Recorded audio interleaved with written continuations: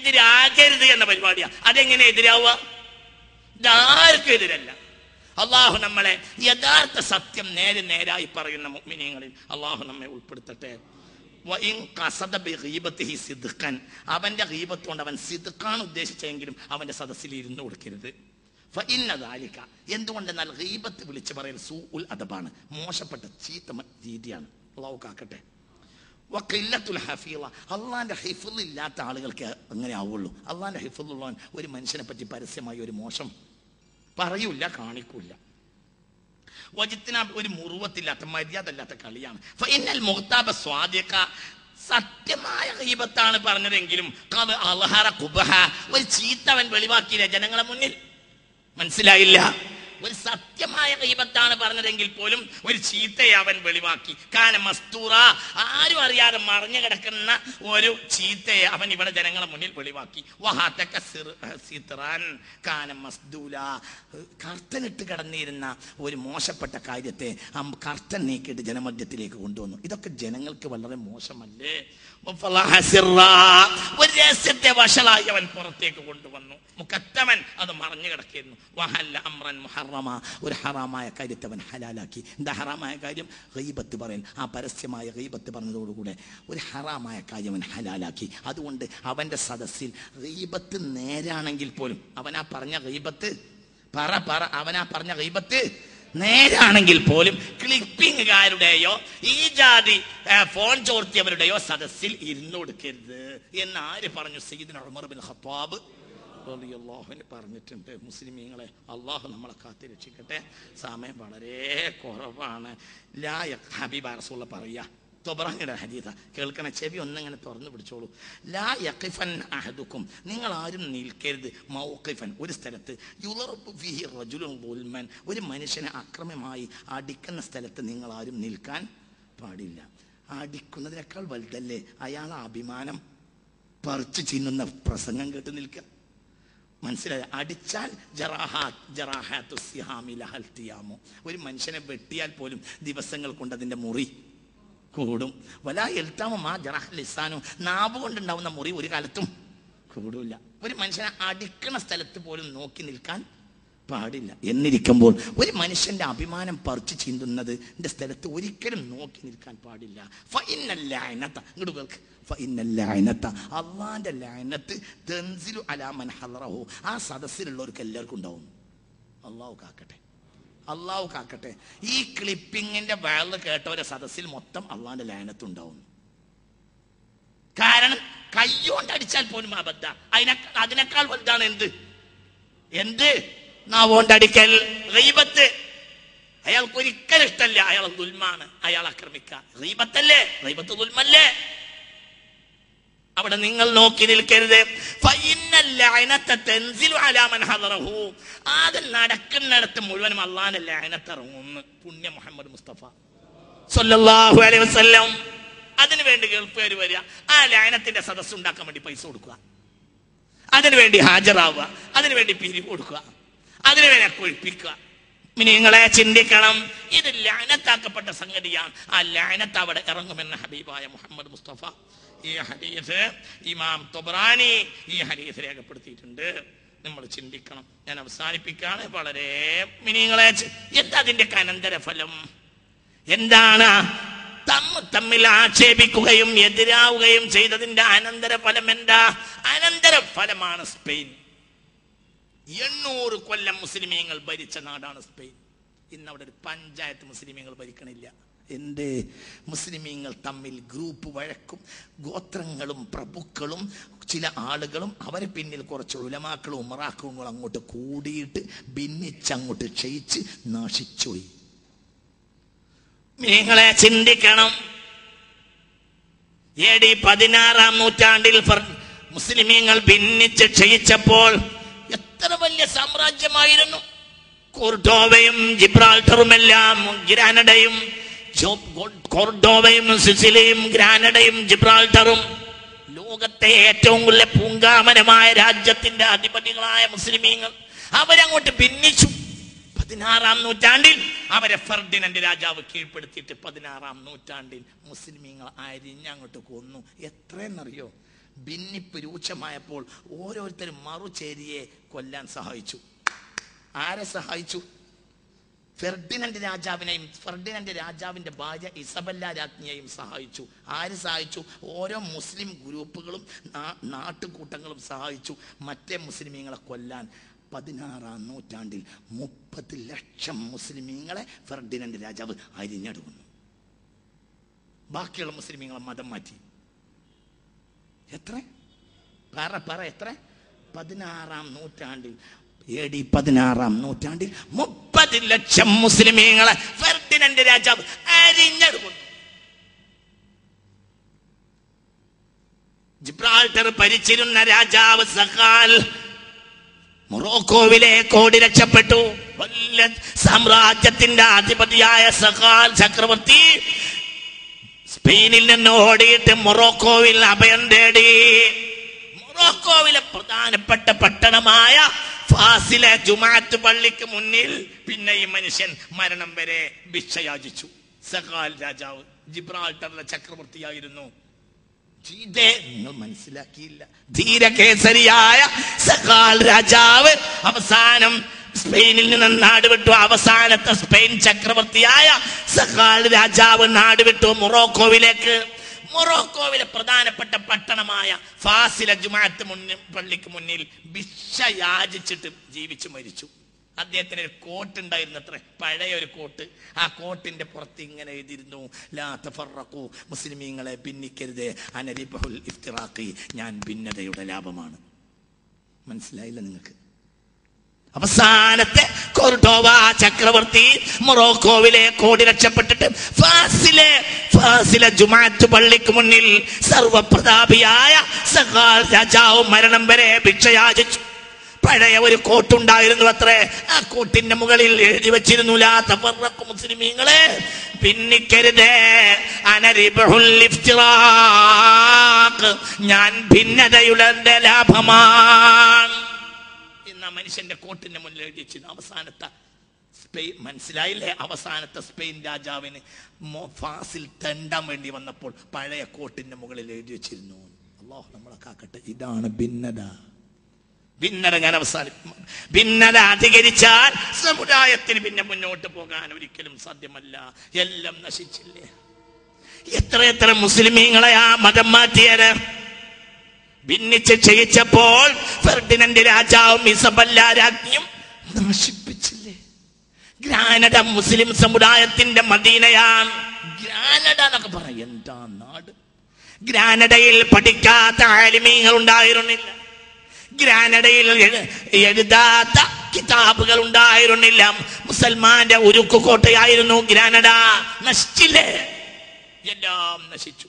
ഈ അടുത്ത ദിവസം സ്പെയിനിൽ പോയി വന്നിട്ടുണ്ട് മുനവ്വർ അലി ശിഹാബ്. അള്ളാഹു നമ്മുടെ സയ്യിദന്മാർക്ക് ദീർഘായുസ്സും ആഫിയത്തും കൊടുക്കട്ടെ. വേദനാജനകമായ സ്പെയിനിലെ ചിത്രങ്ങൾ അദ്ദേഹം വർണ്ണിക്കുന്നുണ്ട് അദ്ദേഹത്തിന്റെ സൈറ്റിൽ നോക്ക്. വേദനാജനകമായ സ്പെയിനിലെ ചിത്രം. സ്പെയിനിലെ ഇന്ന് പല ക്രിസ്തീയ കുടുംബങ്ങളെയും ഒന്നിങ്ങനെ മാന്തിയിട്ട് 4 നൂറ്റാണ്ട് ബാക്കിലേക്ക് പരിശോധിച്ചാൽ അവരെ വാപ്പമാരൊക്കെ മുസ്ലിമീങ്ങളാണ്. മനസ്സിലായില്ല? ഫെർഡിനൻഡ് രാജാവ് ഒന്നിരിക്കൽ മരിക്കുക, അല്ലെങ്കിൽ ക്രിസ്തുമതം സ്വീകരിക്കുക. അപ്പോൾ ക്രിസ്തുമതം സ്വീകരിച്ചു. ചില ആളുകൾ മരിക്കുകയും ചെയ്തു. 30 ലക്ഷം ആളെ കൊന്ന്. എന്താ കാരണം? ഗ്രൂപ്പ് വഴക്ക്. ലോക ഇസ്ലാമിയത്തിന്റെ മുഖക്കണ്ണാടിയായ കേരളം ഈ നിലക്ക് പോയാൽ അത് ചരിത്രത്തിലെ ദുരന്തമായി അവസാനിക്കും. അതുകൊണ്ട് ഇടപെടേണ്ടവരിടപെടണം, എന്നിട്ട് മാന്യത സൂക്ഷിക്കണം. ഇത് ഏറ്റവും എന്തിനാ പറയുന്നു? സ്പെയിനിനെ കുറിച്ച് എന്താ കൂടുതൽ പറയുന്നു? നിങ്ങൾക്കറിയില്ല? ഇതാ ഇന്നലത്തെ മിനിഞ്ഞാന്നത്തെ പത്രം. ഇതാ മിനിഞ്ഞാന്നത്തെ പത്രം കണ്ടല്ലോ, തുടങ്ങി കണ്ടല്ലോ.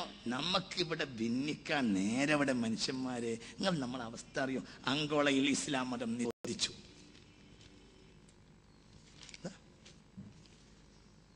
ആഫ്രിക്കൻ രാജ്യമായ അങ്കോളയിൽ ഇസ്ലാം മതത്തിന് നിരോധനം ഏർപ്പെടുത്തിയതായി റിപ്പോർട്ട്.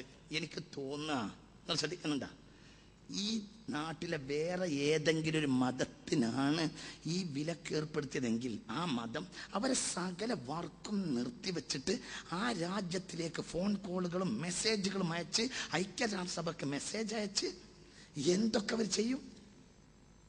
നമ്മൾ അങ്ങനത്തെ ഒരു വിവരം നമുക്കൊരു വിഷയം തന്നെ. ലോക ചരിത്രത്തിൽ ആദ്യമായി ഇസ്ലാം നിരോധിക്കാണ് അങ്കോള. പള്ളി അവർ തകർത്ത പള്ളിയുടെ ചിത്രം ഉണ്ട് ഇതില്. ഹബീബായ റസൂൽ പറഞ്ഞ തുടങ്ങിയ പിന്നെ നിരോധിക്കും പലരും. ലാ യൂജദു മുസ്ലിമുൻ മുസ്ലിമുൻ ബിറൂമി ഫി ബിലാദിൽ അജമി ഇല്ലാ ഖതീലൻ ഔ അസീറാ. അറബി രാജ്യങ്ങളിൽ മുസ്ലിമിന് രണ്ടാലൊരവസ്ഥയെ ഉണ്ടാകും. ഒന്നിരിക്കൽ ബന്ധനസ്ഥൻ അല്ലെങ്കിൽ കൊല ചെയ്യപ്പെടും. അങ്ങനത്തെ ഒരു കാലം വരുമെന്ന് മുത്ത് മുഹമ്മദ് മുസ്തഫ. ലോകം മുഴുവൻ ഇസ്ലാമിനെ നിരോധിക്കുന്ന ഒരു കാലം വരുമെന്ന് മുത്ത് മുഹമ്മദ് മുസ്തഫ. തുടങ്ങി നമ്മുടെ കണ്ണിന്റെ മുന്നിൽ തുടങ്ങിയിട്ട് നമുക്ക് വിഷമല്ലല്ലോ. നമുക്കിപ്പോഴും എന്താ നമുക്ക് നമ്മളെ തൊട്ടടുത്ത മുസ്ലിമിനെ എങ്ങനെ ആക്ഷേപിക്കാൻ കഴിയുന്ന നമ്മളെ ചിന്ത. ലോകരാജ്യങ്ങളിൽ ഇസ്ലാമിനെ നിരോധിച്ചുകൊണ്ടിരിക്കുന്നു. അതിനൊക്കെ ഒരു ചെറുവിരലാനക്കാൻ കഴിയുമെങ്കിൽ കഴിയുന്ന നാടല്ലേ കേരളം. നമുക്കതൊന്നും നേരമില്ലല്ലോ.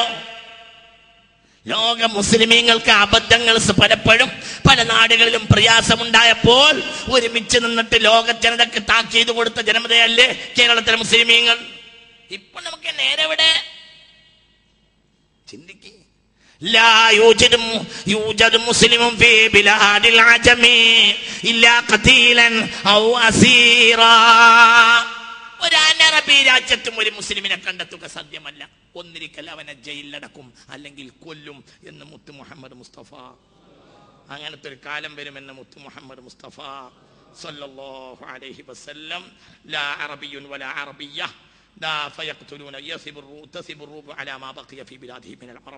ഇസ്ലാമിക വംശജരായി ഏതെങ്കിലും റോമൻ രാജ്യങ്ങൾ, റോമൻ ആശ്രിത രാജ്യങ്ങൾ എവിടെയെങ്കിലും ഇസ്ലാമിന്റെ അനുയായികൾ ഉണ്ടെങ്കിൽ അവരെ മേൽ ചാടി വീഴും. ഫയഖ്തുലൂനഹും എന്നിട്ട് കൊല്ലും. അവസാന കാലം എടുത്താൽ റോമൻ സംസ്കാരം സ്വീകരിക്കുന്ന ഒരു രാജ്യത്തും ശേഷിക്കുകയില്ല. അറബിയും വല അറബിയത്തുൻ, ഒരു ഇസ്ലാമിക സംസ്കാരമുള്ള ആണോ പെണ്ണോ ഉണ്ടാവില്ല. ഇല്ല വലതു അറബിയൻ, ഒരു അറബിയൻ വംശജനായ കുട്ടിയെയും അവർ ശേഷിപ്പിക്കൂല. ഇല്ല കുത്തില, കണ്ട കൊല്ലും. അങ്ങനത്തെ ഒരു കാലം വരുമെന്ന് പുണ്യ മുഹമ്മദ് മുസ്തഫ. നുഅയ്മ ഇബ്നു ഹമ്മാദ് റളിയല്ലാഹു അൻഹു കിതാബുൽ ഫിതനിൽ ഹദീസ് രേഖപ്പെടുത്തിയിട്ടുണ്ട്. അല്ലാഹു നമുക്ക് നാഫിയ ഇൽമിനെ തരട്ടെ. നോക്കൂ, എവിടെയും ഒരു മുസ്ലിം ഒന്നിരിക്കൽ ബന്ധനസ്ഥനാക്കും അല്ലെങ്കിൽ കൊല്ലും. ഇത് ലോകത്തിന്റെ നാനാഭാഗത്തും സംഭവിച്ചുകൊണ്ടിരിക്കുമെന്ന് ഹബീബായ മുഹമ്മദ് മുസ്തഫ സല്ലല്ലാഹു അലൈഹി വസല്ലം. ഇനി അതിനൊക്കെ എന്താ പോകുന്നു? എന്താ നമ്മളെ നാട്ടിൽ എന്നത്തെ സാഹചര്യം? നമ്മളിങ്ങനെ സ്റ്റേജിൽ കയറിയിട്ട് ഒരു മുസ്ലിം മറ്റൊരു മുസ്ലിമിനെ കടിച്ചു കീറുന്നതിൽ മത്സരിക്കുന്ന കേരളത്തിന്റെ നിലവിലുള്ള അവസ്ഥ എന്താ? ബാപ്പയിൽ നിന്ന് ഗർഭമുണ്ടായ മക്കൾ എത്ര, ബാപ്പയിൽ നിന്ന് ഗർഭമുണ്ടായ പെൺമക്കൾ, മോളെ ബാപ്പ പോറ്റും, മോളെയും ബാപ്പ പോറ്റും, രണ്ടിന്റെയും ബാപ്പ ഈ ബാപ്പ തന്നെ. ചിന്തിക്ക്. പെങ്ങളുടെ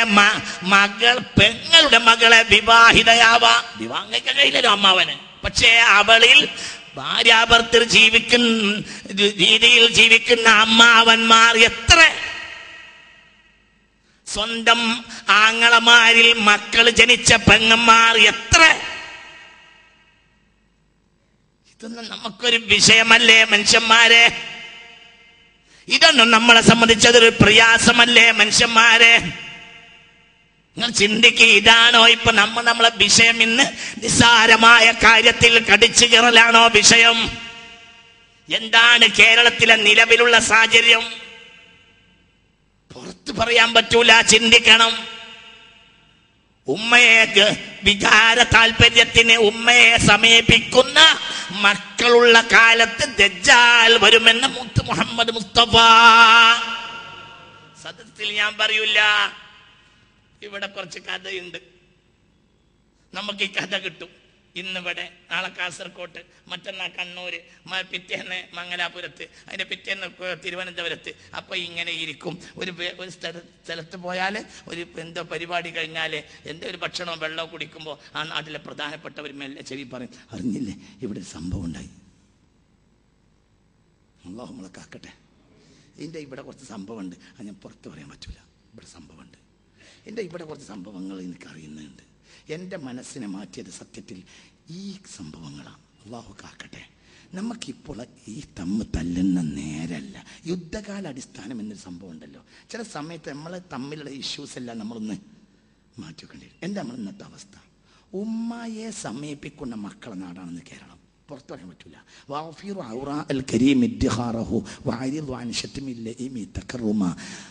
മോശത്തരം പരിധി വിട്ടാൽ പിന്നെ മിണ്ടാൻ പാടില്ല. അല്ലാഹു കാക്കട്ടെ. അത് പെണ്ണുങ്ങളും കുട്ടികളും ഇല്ലാത്ത സദസ്സായതുകൊണ്ട് മാത്രമാണ് ഇത് പറഞ്ഞത്. പറയാൻ പറ്റൂല. 984 ഞാൻ ഈ ഹദീസ് ഓതി പഠിച്ചത്. തന്റെ വികാര പൂർത്തീകരണത്തിന് വേണ്ടി ഉമ്മയെ സമീപിക്കുന്ന മക്കളുള്ള കാലത്ത് ദജ്ജാൽ വരുമെന്ന് ഹബീബായ മുഹമ്മദ് മുസ്തഫ. അന്ന് ഞങ്ങളൊക്കെ വിചാരിച്ച ഒരു 500 കൊല്ലെങ്കിലും കഴിയും. എത്രയാ? ഞാന് ഒരു സംഭാഷണം ഇങ്ങനെ പറഞ്ഞപ്പോ ഒരു പള്ളിയിലെ ഉസ്താദിനോട് അറിയാതെ ഇങ്ങനെ അറിയാതെ പറഞ്ഞു പോയി ഒരു സംഭവം. അപ്പോൾ ആ വയസ്സനായ ഉസ്താദ് എന്നോട് പറയാ, അങ്ങനത്തെ ഒരു 4-5 കേസ് ഈ അടുത്ത കാലത്ത് എൻ്റെ അടുത്ത് തന്നെ കിട്ടിയിട്ടുണ്ട്.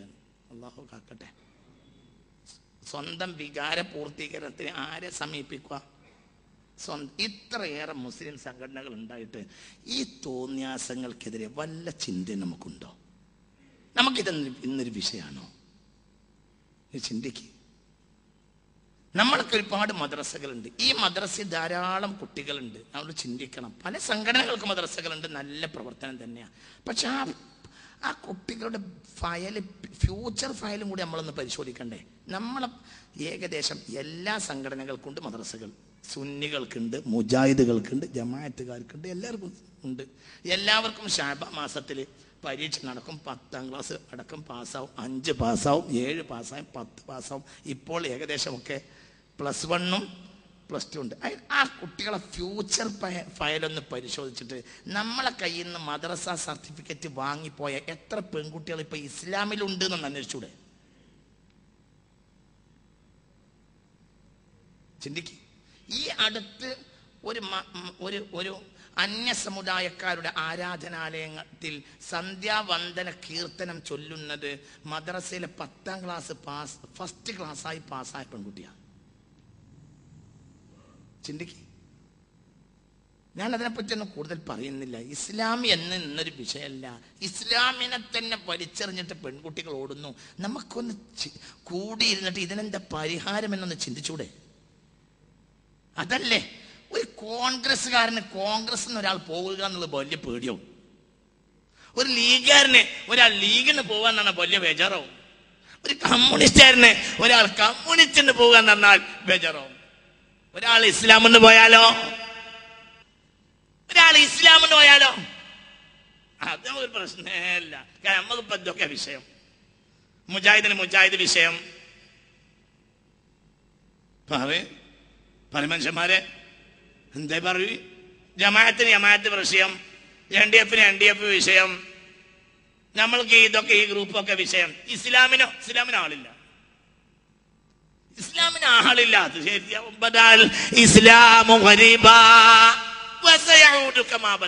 ആളില്ലാതെ കൊലത്തിലാവും. ചിന്തിക്കുക. നിങ്ങൾ ഒന്നും വിചാരിക്കരുത്. അള്ളാഹു നമ്മളെ കാത്തിരക്ഷിക്കട്ടെ. ചിന്തിക്ക്. അള്ളാഹ്ക്ക് വേണ്ടി പറയാണ് ഞാനിത്, റബ്ബിന് വേണ്ടി പറയുകയാ. പള്ളിയിലെ ജമാഅത്തിന് വരുന്ന ഹാജിയന്മാര് പോലും എന്നോടൊരു ഉസ്താദ് പറയാ, പള്ളിയിൽ ജമാഅത്തിന് സ്ഥിരമായി വരുന്ന ഒരു ഹാജിയാരുണ്ട്, നൂലും കൊണ്ടുവരണം. 2 പേരക്കുട്ടികൾക്കും പനിയാണ് ഉസ്താദെ, നിങ്ങളൊന്ന് നൂലൂരിത്തരി. എന്തായാലും നമ്മളെ പേരക്കുട്ടികളല്ലേ. ഇയാൾ അവസാനം മുന്തിയില്ല. എന്തായാലും നമ്മളെ പേരക്കുട്ടികളല്ലേ എന്ന് വെച്ചാൽ ഒരു കുട്ടിയുടെ പേര് ജോണ്, ഒരു കുട്ടിയുടെ പേര് ജേക്കബ്. സ്വന്തം വളപ്പിൽ അദ്ദേഹം തന്നെ സ്ഥലം കൊടുത്ത് മരുമോനെ പോറ്റുക. ഷഹാദത്ത് കലിമ അറിയാത്ത മരുമോന്റെ മക്കളും മൂപ്പരോ ഓരോ നേരത്തും ജമാഅത്തിന് വരുന്ന നല്ല മുത്തക്കയായ മനുഷ്യൻ. അറിയണോ? സ്ഥലം അറിയണോ? കാളിയറിയണോ? നാടറിയണോ? മല്ലറിയണോ? ഇങ്ങോട്ട് വാ. അതൊന്നും ആർക്കും വിഷയമല്ല. അന്നൊരു പ്രശ്നമല്ല. മദ്രസയും എല്ലാം പഠിച്ച് അതപ്പുള്ള ചിട്ടയോടെ വളരുന്ന പെൺകുട്ടിയെ സ്വന്തം ബാപ്പ അടുത്ത തൊട്ടടുത്ത വളപ്പിലിട്ടിട്ട് ബലാത്സംഗം ചെയ്തിട്ട് അവിടെ തന്നെ കുഴിച്ചു മൂടി. ഈ മലബാറിൽ അങ്ങനെ അത്രേ. അപ്പോൾ ഒരു കാര്യം മനസ്സിലാക്കണം, എന്താ ഇങ്ങനെ ഇത്രത്തോളം സൊസൈറ്റി വഷളായിട്ടില്ല. നമ്മൾ പരസ്പരം പ്രതിരോധിക്കുന്നതിനിടയിൽ പിശാച് വളർന്നത് നമ്മൾ അറിഞ്ഞില്ല. പിശാച് എല്ലാ നിലയിലും ഉറഞ്ഞതുള്ളതാണ്. അല്ലാഹുവിന്റെ ഹബീബാർ ഇത് തന്നെയാണല്ലോ പറഞ്ഞത്, യുസ്ബിഹുർ റജുലു മുഅ്മിനൻ വയുംസി കാഫിറാ, യുംസി മുഅ്മിനൻ വയുസ്ബിഹു കാഫിറാ. രാവിലെ മുഅ്മിനായവൻ വൈകുന്നേരം കാഫിറാവും, വൈകുന്നേരം മുഅ്മിനായി കണ്ടവൻ രാവിലെ ഇസ്ലാമിൽ ഉണ്ടാവില്ല. അതൊന്നും മനുഷ്യന്മാർക്ക് ഒരു വിഷയമാവില്ല. മനുഷ്യന്മാർക്ക് അവരുടെ പക്ഷത്ത് നിന്ന് പോയാൽ വലിയ ബേജാറാണ്. ഇസ്ലാമിന് ഇപ്പൊ എത്ര ആളെന്ന്, ഇസ്ലാമിന് ഇപ്പൊ ആളില്ലാത്തതുകൊണ്ട് അതിന് ബേജാർപ്പെടാനും ആളില്ല. ഇസ്ലാമിന് പോയാലേ ബേജാറുള്ളൂ. നിങ്ങൾ ചിന്തിക്കുക, അത്രയൊക്കെ തന്നെ ബേജാറുള്ളൂ, അതിനെ ബേജാറുള്ളൂ.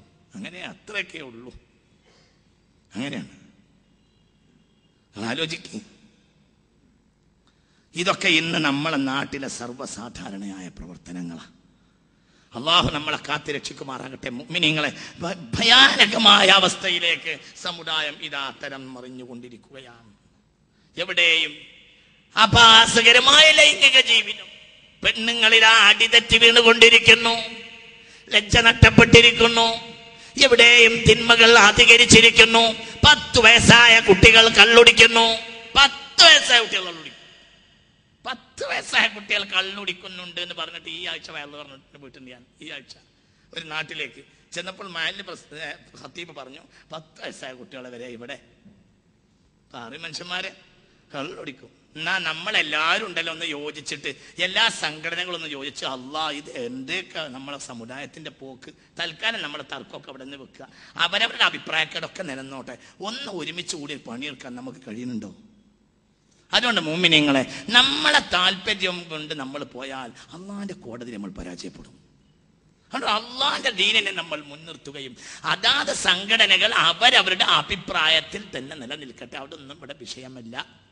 ഞാൻ ഈ പറയുന്നത് കൊണ്ട് ഏതെങ്കിലും ഒരു പ്രസ്ഥാനത്തിലേക്ക് ചേക്കേറുകയോ, അല്ലാഹു സുബ്ഹാനഹു വ തആല എനിക്കൊരു വഴിയുണ്ട്, ഞാൻ ബഹുമാനപ്പെട്ട വരക്കൽ ബാലവി മുല്ലക്കോയ തങ്ങൾ, പാങ്ങിൽ അഹമ്മദ് കുട്ടി മുസ്ലിയാർ, റഷീദുദ്ദീൻ മൂസ മുസ്ലിയാർ, ഷുജായ് മൊയ്തീൻ മുസ്ലിയാർ, പതി അബ്ദുൽ ഖാദർ മുസ്ലിയാർ, ഖുത്ബി മുഹമ്മദ് മുസ്ലിയാർ, ബഹുമാനപ്പെട്ട ഷംസുൽ ഉലമ ഇ.കെ. അബൂബക്കർ മുസ്ലിയാർ, കണ്ണിയത്ത് അഹമ്മദ് മുസ്ലിയാർ തുടങ്ങി ഇന്ന് വരെ വരുന്ന ആ സുന്നത്ത് ജമാഅത്തിന്റെ മഹാന്മാരുടെ നേതാവിന്റെ കാലിന് ചുവട്ടിലേക്ക് തല വെച്ച് കൊടുത്തവനാണ്. ഇന്നും അങ്ങനെയാണ്. അള്ളാഹു സുബ്ഹാനഹു വ തആല ആ മഹാന്മാരുടെ പേരിൽ ജീവിക്കാൻ നമുക്ക് തൗഫീഖ് തരട്ടെ. അള്ളാഹു അവരുടെ കൂട്ടത്തിലായി ഹബീബ റസൂലുള്ളാഹിയുടെ ജിവാറിലായി പരിശുദ്ധ സ്വർഗം പോകാൻ അള്ളാഹു നമുക്ക് തൗഫീഖ് തരട്ടെ. അവരൊക്കെ കഷ്ടപ്പെട്ട് അധ്വാനിച്ച് പടുത്തുയർത്ത നാടാണ് കേരളം. ഓരോ കാലത്തും ഇഷ്യൂസ് മാറും, പ്രശ്നങ്ങൾ മാറും. അതുകൊണ്ട് എല്ലാ കാലവും ഒരു പാട്ട് പാടുന്നതിന് പകരം നമ്മളൊന്ന് ഇരുന്ന് ചിന്തിച്ച് അതാ ചെയ്യേണ്ടത്. റമദാൻ മാസത്തിൽ ഇവിടുത്തെ ഒരു ഹോട്ടലിൽ നമ്മളെല്ലാവരോടും കൂടുക, എന്നിട്ട് മുസ്ലിം സംഘടനാ നേതാക്കന്മാരെല്ലാവരും കൂടിയിട്ട് ഒരൊറ്റ ചായ കൂടിയും പിരിയലും. നാട്ടിലുള്ള ആളുകൾ ആ കോഴിക്കോട്ട് അങ്ങാടിയിൽ ഈ കൊല്ലം നിങ്ങൾ ചായ കുടിക്കാൻ കൂടുന്നുണ്ട് മുസ്ലിം നേതാക്കന്മാർ, അടുത്ത കൊല്ലം കൂടുമ്പോൾ അത്തരം മുസ്ലിമീങ്ങൾ ഇപ്പൊ അടുത്ത കൊല്ലം കൂടുമ്പോൾ ഉണ്ടാവില്ല. എന്നാലും നിങ്ങൾ ചായ കുടിച്ച് പിരിയും. അതെന്ത് മേനയാണ്? നിങ്ങളൊന്നും വിചാരിക്കരുത്. നമ്മൾ കൊല്ലം റമദാൻ മാസത്തിൽ ഇവിടെ ചായ കുടിക്കാൻ കൂടും മുസ്ലിം സംഘടനകൾ. ഓരോ കൊല്ലം ഇവിടെ ഇസ്ലാമെന്ന് അങ്ങനെ പോവും. എത്ര ഈ കോഴിക്കോട് മാത്രം പരിശോധിക്കും. അതുകൊണ്ട് വിഷയം വളരെ ഭയാനകമാണ്. മുസ്ലിം സമുദായം വളരെ ആപത്തുള്ള ഒരവസ്ഥയിലേക്ക് മുസ്ലിം ഉമ്മത്ത് നീങ്ങിക്കൊണ്ടിരിക്കുകയാണ്. എവിടെയും പ്രശ്നങ്ങൾ, ഭയങ്കരമായ പ്രശ്നം. അതിനേക്കാൾ വലിയ ഒരു ഭയാനകമായ വിഷയം നിങ്ങൾ കാണുന്നില്ലേ? അത് ചിന്തിക്കണം. ഞാൻ ഈ അടുത്ത കാലത്ത് തമിഴ്നാട്ടിലെ ഒരുപാട് ഭാഗത്ത് പോയിട്ടുണ്ട്, കർണാടകയിലെ ഒരുപാട് ഭാഗത്ത് പോയിട്ടുണ്ട്, കേരളം മൊത്തം ഞാൻ യാത്ര ചെയ്തിട്ടുണ്ട്. അള്ളാഹുവിന്റെ സഹായത്താൽ ഈ നോമ്പ് കഴിഞ്ഞിട്ട് പോലും ഏത് കവലെ ചെന്നാലും അവിടെ പ്രൊജക്ട് ചെയ്തിട്ടുള്ള ഒരു കട്ടൗട്ട് നരേന്ദ്രമോദിയുടേതാണ്. അതെന്താ ഇയാൾക്ക് ഇത്ര വലിയ പ്രത്യേകത? നമ്മൾ ആരെങ്കിലും അതിനെ പറ്റി ആലോചിച്ചിട്ടുണ്ടോ? നമ്മളെ നാടിൽ 99% ഹിന്ദുക്കളും മുസ്ലിമീങ്ങളെ ഇങ്ങനെ പിടിച്ച് കൊണ്ടു നടക്കുന്ന നാടായ ഭാരതത്തിൽ ഇപ്പോൾ ഏറ്റവും അധികരിക്കുന്ന സാധനം വർഗീയതയാണ്. അതിന് അടുത്ത സമുദായത്തോട് ഒന്ന് നമുക്ക് മിണ്ടിയിട്ട് ഈ വർഗീയത വളരുന്നതിന് സ്വാമി നമുക്ക് എന്തെങ്കിലും ഒന്ന് കൂടെ ചെയ്യാണ്ടോ എന്ന് ചോദിക്കണമെങ്കിൽ നമ്മൾ തമ്മിലുള്ളത് തീർത്തിട്ട് വരുന്ന അവർ പറയൂലേ? നിങ്ങൾക്ക് പറഞ്ഞത് മനസ്സിലാവും. നിങ്ങൾ ചിന്തിക്കും മനുഷ്യന്മാരെ, നിങ്ങൾക്കിതിന് ഭയമില്ലേ? നിങ്ങൾ ഭയപ്പെടണ്ടേ? എന്താണ് ഈ അയാൾ വലിയ സയന്റിസ്റ്റാ? അല്ല. നരേന്ദ്രമോദി എന്ന മനുഷ്യന്റെ പ്രത്യേകത എന്താ? അയാൾക്ക് ഇന്ത്യയിലെ ഏറ്റവും വലിയ സയന്റിസ്റ്റാ? പറ. അയാൾ ഇന്ത്യ കണ്ട ഏറ്റവും വലിയ ശാസ്ത്രജ്ഞനാണോ? ഏറ്റവും വലിയ എക്കണോമിസ്റ്റാ? ഒന്നല്ല. എന്തെങ്കിലും ശാസ്ത്രശാഖയിൽ പ്രാവീണ്യമുള്ള ആളാ? ഒന്നല്ല. പിന്നെന്താ പ്രത്യേകത?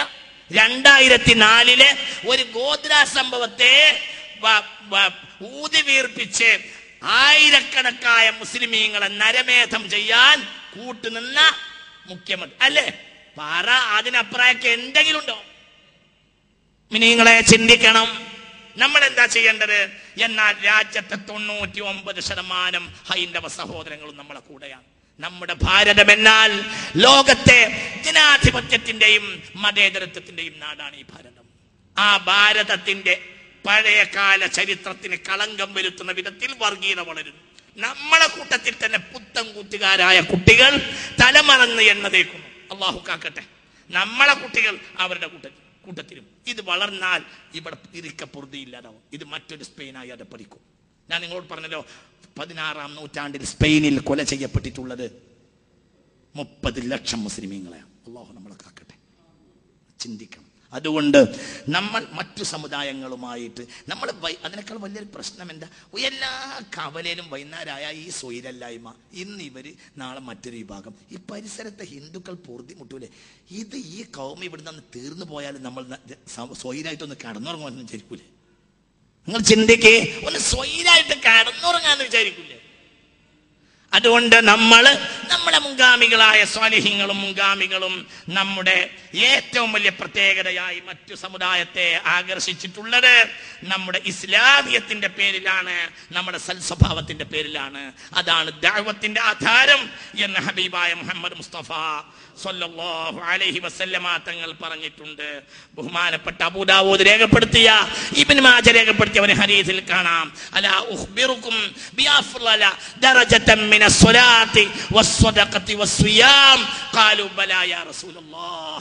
ഞാൻ അവസാനിപ്പിക്കാൻ ഒരു ഹദീസ് കേട്ടു പോയിക്കോളൂ. പുണ്യ മുഹമ്മദ് മുസ്തഫ സല്ലല്ലാഹു അലൈഹി വസല്ലം പറഞ്ഞു, സുന്നത്തായ നിസ്കാരത്തെക്കാൾ, സുന്നത്തായ നോമ്പിനേക്കാളും, സുന്നത്തായ സ്വതക്കയെക്കാളും കൂലി കിട്ടുന്ന ഒരു പണി ഞാൻ പറഞ്ഞു തരാമെന്ന് പുണ്യ മുഹമ്മദ് മുസ്തഫ. സുന്നത്തായ നിസ്കാരത്തെക്കാളും, സുന്നത്തായ നോമ്പിനേക്കാളും, സുന്നത്തായ സ്വതക്കയെക്കാളും കൂലി കിട്ടുന്ന ഒരു പണി പറഞ്ഞു തരാമെന്ന് പുണ്യ മുഹമ്മദ് മുസ്തഫ.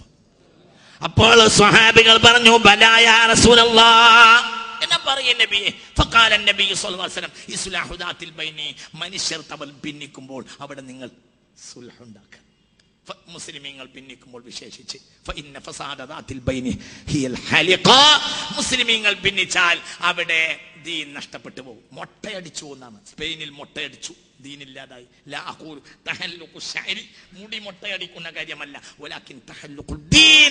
ഒരു നാട്ടിൽ മുസ്ലിമീങ്ങൾ ഭിന്നിച്ചാൽ ആ നാട്ടിലെ ഇസ്ലാം മൊട്ടയടിച്ച് എറിഞ്ഞ മുടിയെ പോലെയാകുമെന്ന് പുണ്യ മുഹമ്മദ് മുസ്തഫ സല്ലല്ലാഹു അലൈഹി വസല്ലം. അതുകൊണ്ട് ഞാൻ പറയാണ്, ബഹുമാനപ്പെട്ട നേതാക്കന്മാരെ, ഞാൻ നിങ്ങളോട് എന്തെങ്കിലും ഈ വാക്കിലോ എവിടെയെങ്കിലും നിങ്ങൾക്ക് വിഷമം തോന്നിയിട്ട് ക്ഷമിക്കണം. നിങ്ങളൊക്കെ ചെരുപ്പെടുത്തിട്ട് ഇവിടെ വെക്കാൻ മാത്രം നിസ്സാരനാണ് റഹ്മത്തുള്ള. നിങ്ങൾ മുസ്ലിം നേതാക്കന്മാരെ, ഉസ്താദുമാരെ, നിങ്ങളുടെ ചെരുപ്പെടുത്തിട്ട് സമസ്ത കേരള ജമിയത്തുൽ പ്രസിഡന്റിന്റെയും സെക്രട്ടറിയുടെയും ചെരുപ്പെടുത്തിട്ട് തലയിൽ വെക്കാൻ മാത്രം നിസ്സാരനാണ് റഹ്മത്തുള്ള. ഞാൻ ഓർമ്മിപ്പിക്കാം, ഈ സദസ്സിനെ മുൻനിർത്തിയിട്ട് ഓർമ്മിപ്പിക്കാം, സമസ്ത കേരള ജമിയത്തുൽ ഉലമ ട്രഷറർ മരിച്ചുപോയി, പാർണൂർ ഇബ്രാഹിം മുസ്ലിയാർ, അള്ളാഹു അവർക്ക് മഗ്ഫിറത്ത് കൊടുക്കട്ടെ. അതിന്റെ നേതാക്കന്മാര് പ്രസിഡന്റ് കോയക്കുട്ടി മുസ്ലിയാർ, സെക്രട്ടറി ചെറുശ്ശേരി ജയന്തി മുസ്ലിയാർ, അവരുടെ ചെരുപ്പെടുത്തിട്ട് തലയിൽ വെക്കാൻ മാത്രം, എന്നിട്ട് അവരെ പിന്നാലെ നടക്കാൻ മാത്രം അയോഗ്യനും നിസ്സാരനുമാണ്. ഈ പറഞ്ഞ വാക്കുകളിൽ ഉസ്താദ്മാർക്ക് എന്തെങ്കിലും വിഷമം തോന്നിയിട്ടുണ്ടെങ്കിൽ ക്ഷമിക്കണം. നിങ്ങളൊന്നും അറിയാത്ത വിധത്തിൽ പലപ്പോഴും നിങ്ങൾ ഉദ്ഘാടനം ചെയ്തു പോരുന്ന സമ്മേളനങ്ങളിൽ പിന്നെ എന്ത് നടക്കുന്നു എന്ന് പലപ്പോഴും നിങ്ങൾ അറിയുകയില്ല. നിങ്ങൾ എന്നെ പോലത്തെ പുതിയ പ്രബോധകരെ മര്യാദ പഠിപ്പിച്ചിട്ടില്ലെങ്കിൽ നിങ്ങളെ ബാപ്പമാർ പടുത്തുയർത്തിക്കൊണ്ടുവന്ന ദീൻ ഈ നാട്ടിൽ നഷ്ടപ്പെടുമെന്ന് നിങ്ങളെ കാലെ പിടിച്ച് ഞാൻ പറയാം. ഞാൻ അവരുടെ കദമിന്റെ ചുവട്ടിലാണ്. മഹാന്മാരായ ആലിമീങ്ങളെ ചെരുപ്പിന്റെ ചുവട്ടിൽ നിൽക്കാൻ മാത്രം ഞാൻ അയോഗ്യനാണ്. ഞാൻ നിസ്സാരനാണ്. ഞാൻ ആരോടും മാപ്പ് പറയും. എനിക്ക് അബദ്ധം പറ്റിയെന്ന് പറഞ്ഞാൽ ആരോടും മാപ്പ് പറയും. എന്റെ കയ്യിൽ അബദ്ധമായി പറ്റിയ വാക്കുകൾക്കെല്ലാം പറയേണ്ടവരോട് ഞാൻ വിളിച്ചു മാപ്പ് പറഞ്ഞിട്ടുണ്ട്. മാപ്പ് പറഞ്ഞു എന്നത് നേരാണ്. ഞാൻ ആരോട് മാപ്പ് പറയും. എനിക്ക് രക്ഷപ്പെടണമെന്നല്ലാത്തൊരു മോഹവുമില്ല. അതോടുകൂടെ ഞാൻ നിങ്ങളോട് പറയാണ്, ഞാൻ ഉസ്താദുമാരെ, നിങ്ങളുടെ ചെരുപ്പ് എന്റെ കാലിന്റെ തലയുടെ മുന്നിൽ വെച്ചിട്ട് നിങ്ങളെ പിന്നാലെ നടക്കും. അതിന് മാത്രം ഞാൻ നിസ്സാരനാണ്. സമുദായം നഷ്ടപ്പെട്ടുകൊണ്ടിരിക്കുകയാണ്. ബാപ്പമാരെ മക്കളെ മക്കൾ പ്രസവിച്ചുകൊണ്ടിരിക്കുന്നു. ആങ്ങളമാരെ മക്കളെ പെങ്ങന്മാര് പ്രസവിച്ചു കൊണ്ടിരിക്കുന്നു. അമ്മാവന്മാരെ മക്കളെ ഇതാ അനന്തരവത്തികളും പ്രസവിച്ചു കൊണ്ട് നിൽക്കുന്നു. അടുത്ത വീട്ടിലെ അടുത്ത അന്യ സമുദായക്കാരന്റെ ആരാധനാലയത്തിൽ വൈകുന്നേരമായാൽ അവിടുത്തെ പൂജാകർമ്മം ചെയ്യുന്നതിൽ ഏറ്റവും കൂടുതൽ പണിയെടുക്കുന്നത് മുസ്ലിം സമുദായത്തിലെ ആ മതത്തിലേക്ക് പോയ പെൺകുട്ടികൾ ധാരാളമാണ്. ഏതെങ്കിലും ഒരു മത ഉദ്ദേശിച്ചല്ല ഞാൻ പറയുന്നത്. ഈ കോഴിക്കോട്ട് പോലും എല്ലാ സംഘടനകളുടെയും തറവാടല്ലേ. ഇതൊന്ന് പഠിക്ക്, എന്താണ് നിലവിലുള്ള സാഹചര്യം എന്ന്. അതോടുകൂടെ തന്നെ രാജ്യത്ത് വർഗീയത വളരുന്നു. നമ്മൾ തമ്മിലുള്ള തല്ലൊക്കെ ഒരല്പം നിർത്തിവെച്ച് അന്യ സമുദായക്കാരുമായി ബന്ധപ്പെട്ട് എല്ലാവർക്കും കാര്യം പറഞ്ഞാൽ മനസ്സിലാകും. ഈ അടുത്ത ദിവസം ഇവിടെ പാലക്കാട് യാഗം നടത്തുന്ന തദാതൻ എന്ന ഒരു സ്വാമി കൊയിലാണ്ടിയിൽ വന്നപ്പോൾ എന്നെ വിളിച്ചിരുന്നു. ഞാൻ അവരുടെ പരിപാടിയിൽ എന്റെ കാര്യം